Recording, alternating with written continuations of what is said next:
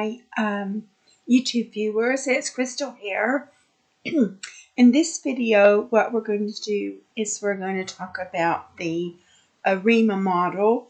And we have actually talked about the ARIMA model in the beginning video for time series analysis.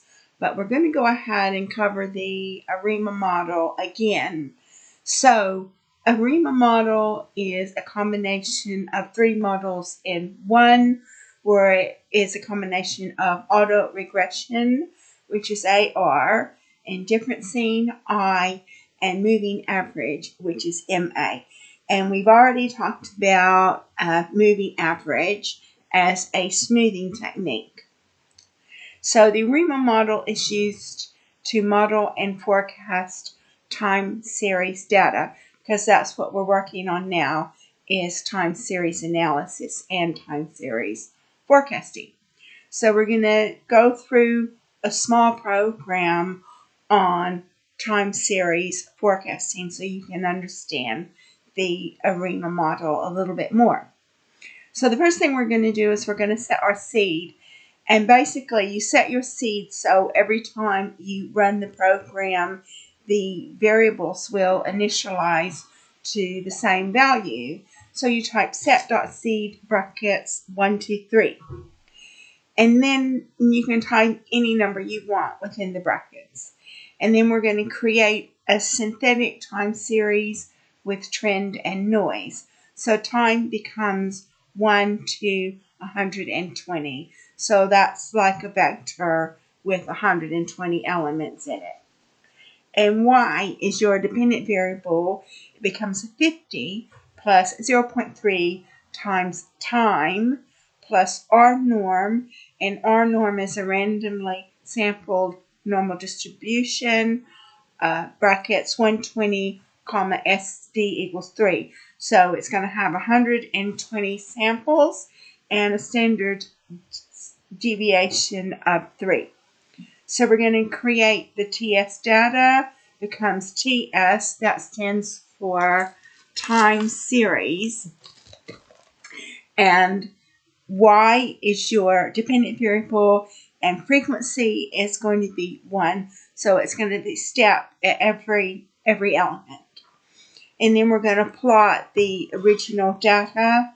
So plot, brackets, TX data, comma, main, that's the title of the plot, is synthetic time series.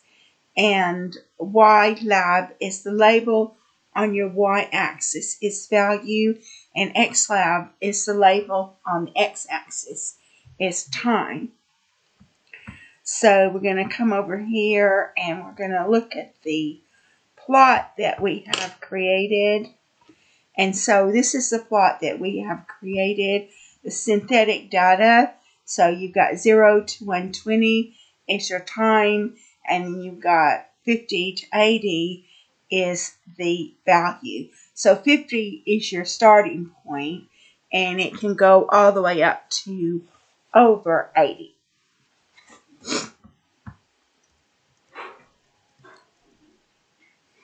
Okay, and now what we're going to do is we're going to calculate your PDQ. So your PDQ is your order of the ARIMA. And so you need to find out what the PDQ is going to be. And so the thing is because whenever you use the ARIMA function, you've got an order in there, and you've got to put in the order. So you've got to determine what is the order. So we're going to split our time series data into a train set and a test set. And so if you've ever studied machine learning, then machine learning, you have a train set and a test set. And time series data, to calculate your PDQ, you need a train set and a test set.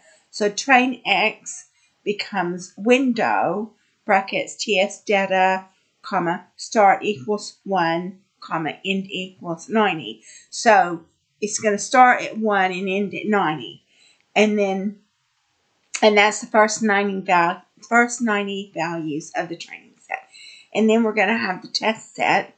So test set becomes window, brackets, TS data, comma, start equals 91, end equals 120. So it's the last 30 values of the test set. And we're going to do a quick check to check the length of train X and the length of test X. So the length of train X should be 90 and the length of test X should be 90, and you can see that it's 90, sorry, should be 30, and you can see that it's 90 and 30, so you can see that we did our train set and our test set correctly. So that's just a quick check to check it. So this is still the same program, but I've had to use extra cells, which I prefer to put a program on one cell. But in this instance, I chose not to because I want to make sure that the student or the learner can understand what's going on. So now we're going to define, this is still part of creating our PDQ, calculating our PDQ.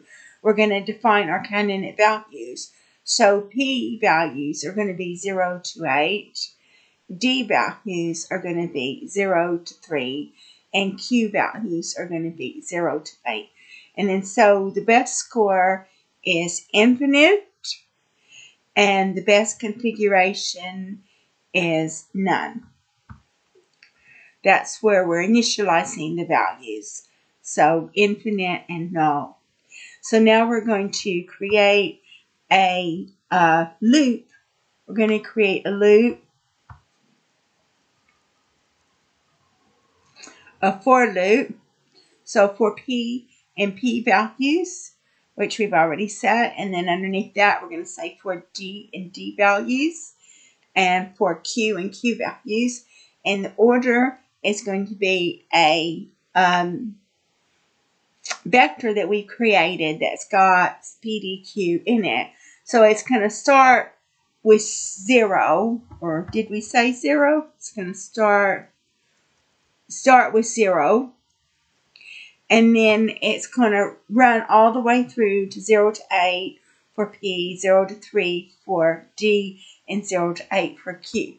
And then we're going to try catch. So we're going to fit the ARIMA model on the training data.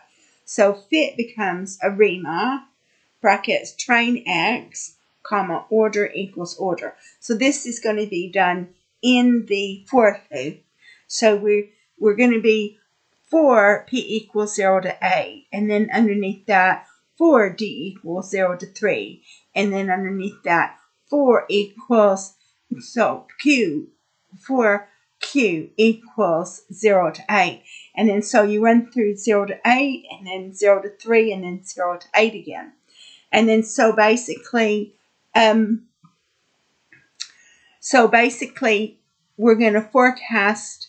After we fit the ARIMA model on the training data, we're going to forecast the length, which is the length of the test set. So in ahead becomes length test X. So that's going to be 30. And then pred, that's your prediction, becomes predict, brackets, fit is your model, in ahead equals in ahead. And we've already said that in ahead is the length of test X, so it's going to be 30. We're going to calculate the RMSC. That's root mean squared error. RMSC is error. So what you want is you want the error to be as low as possible. And that's how you're going to determine what the best PDQ value is what PDQ value is going to give you the least RMSC. So RMSC becomes square root of brackets, mean brackets, test X minus pred $pred squared. And then we're going to track the best model.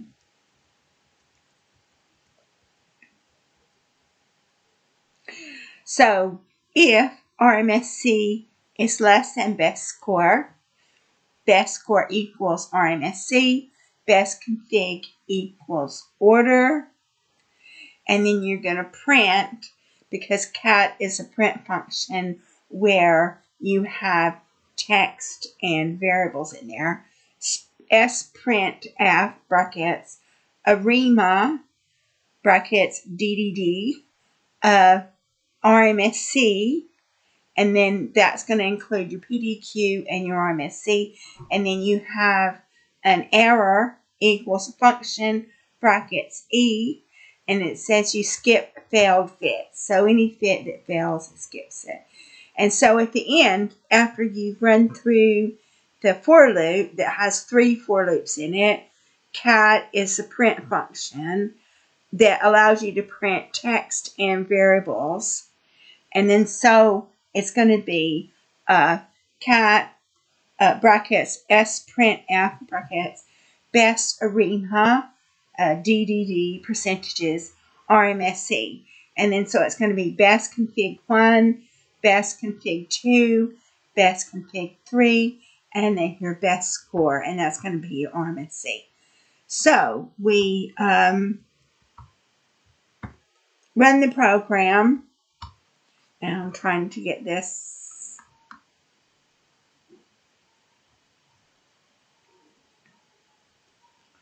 You run the program, and what happens when you run the program, you get all these messages.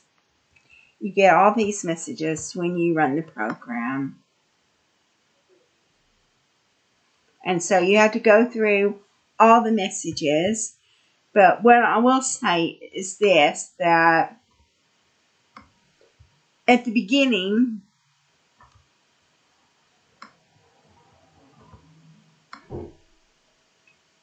you get warnings, and then you get ARIMAs, and you just have to let it run its course. So you can see here it says it gives you the RMSCs. So it gives you the ARIMA models, and you can see how it's just circling through the for loop. And then you get tons and tons of messages and warnings and everything else.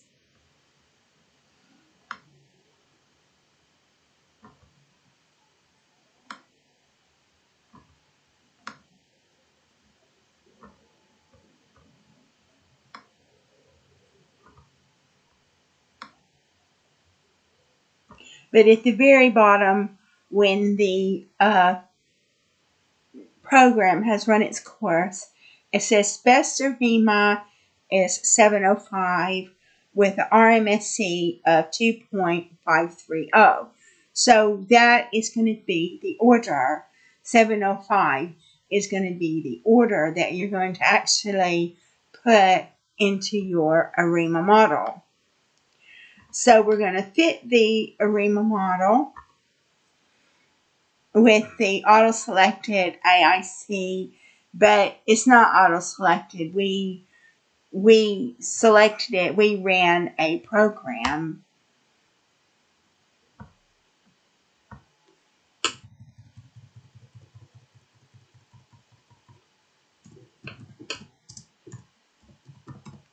We ran a program, a for loop, to give us best order.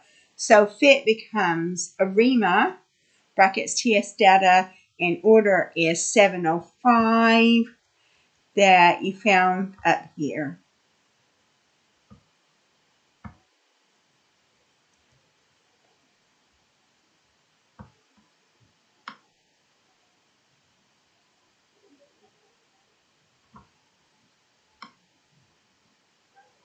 So you get your best ARIMA is 705, and so that is going to be what you're actually going to put into the program as 705. And so we're going to forecast for the next 30 periods. Pred becomes predict, brackets fit, comma, in ahead equals 30. So that means after your TS data, which is 1 to 120, you're going to predict for the next 30. So that's going to be 121 to 50. So you're going to extract the forecast and confidence intervals. So forecast fails becomes pred, $pred, and then your confidence interval. So upper becomes pred $pred plus 2 times pred $SE. SE is your standard error. And lower becomes pred $pred minus 2 times SE. And then we're going to plot the actual forecast. So TS dot plot, so that means you're plotting time series data, is brackets TS data, comma, forecast vals, comma, color is a vector that you created being black and blue, line width is a vector that you created being 2 and 2, main is your title, is a ARIMA forecast base R, Y lab is the value on the y-axis, is the label of the y-axis being value. So we're going to put some lines in there. So lines, brackets, upper, that's your upper confidence interval, color equals red, LTY equals 2. That means that the line is dashed. And then you have lines, brackets, lower, so that's your lower confidence interval, color equals red, LTY equals 2. Then we put a legend in there. So legend is brackets top left, meaning it's on the top left. Then your legend is a vector that you've created being actual forecast, 95% CI. Color is another vector that you've created, is black for actual, blue for forecast, red for 95% CI. And then LTY is 112, so that means actual and forecasts are straight lines, and the 95% confidence interval is a dashed line, and line width equals 2. And then so we run the program, we run that cell, and this is the cell that we've run. So you can see your actual is a black line, so you can see the actual is a black line. Your forecast is the blue line, and you can see that that is what we forecasted using the ARIMA model, and your 95% is your dashed red line. So you're able to see the lower confidence interval, but the upper confidence interval goes off the chart. So that is a plot of the ARIMA model, and so it's telling you what the values are on the ARIMA model. And if you wanted to see the predicted values, then you could just type over here, which it's not in here, but it's not in this program. But if you wanted to see the predicted values over here, you could just type pred, and then pred would give you the predicted values, but we're not showing the predicted values, the predicted numeric values in this instance. So that's a visual display of your actual values, your forecast values, and your 95% confidence intervals. So you can inspect the model. So fit is your model. And then so this is the call is ARIMA, brackets X equals TS data, order equals 705. And then it gives you your coefficients.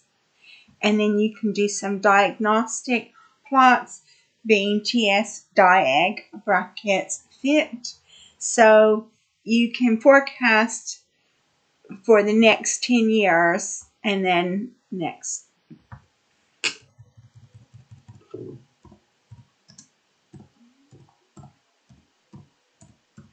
So for the next 30 elements, and then you can print that, and then you can plot your forecast, which we've already done. And then so basically, so this gives you your time series. You start from 121 to 50, and it gives you your values from 121 to 50. And then it gives you your standard error, so you can calculate the standard error from 121 to 50. And then it says you get your standardized residuals, your ACF plots, your p-values for your L-Jung box status, and then it shows you the plot again, which we've already plotted. So that's it. That concludes this video on the ARIMA model. The next video, we're going to talk about the Holt-Winters model, which is another model that you can use to predict on time series. And so basically, what I would recommend you do is, in some circumstances, you're going to use the ARIMA model, and in some circumstances, you're going to use the Holt-Winters model. But if you're not sure, the best thing to do is run the data up on the ARIMA model and the Holt-Winters model, and you select the model that gives you the best score or the best RMSE. So that concludes this video. I hope that you got something out of the video. The next video is going to be going over Holt-Winters. So I hope that you decide to watch that video as well.